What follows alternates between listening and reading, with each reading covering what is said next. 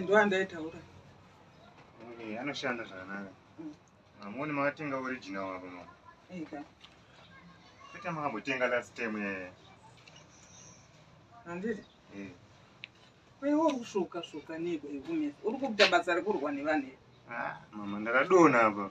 Ndakadona chimhanyo. Mukaita basa rekunwa tumbwa kaini. Amen. Ipe kuno unenge yangu. Oi. Uri kutigo. Onai zvamakandiudzira izvo.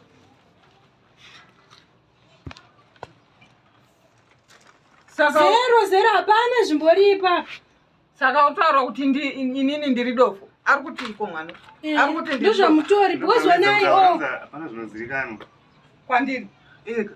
Handi makandiudzira saka mukuti kwamuri chii? Iwe wena ticha wako musaite muedzo neni wazvinzwa ka? Eye.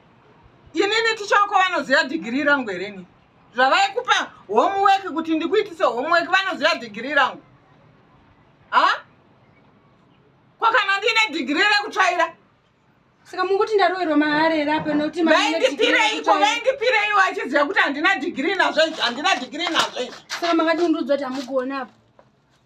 Iyo vakadii kuti kuziva kuti harisi degree rangu. Vakadii kuzviziva izvozvo.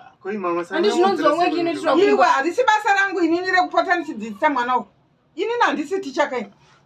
Inini ndakaita yangu degree rangu inini. Ticha vake vakaita degree ravo saka tichivapa mari every month end yekuti vadzidzise mwana uyu kusvika agona. Kwete kuti ndizoswa muspoiler kuno kumba inini.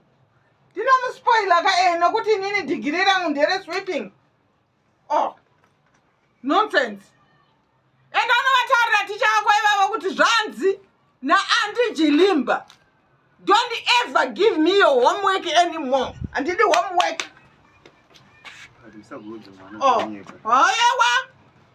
Get away. Tora chibhegi chako ichi.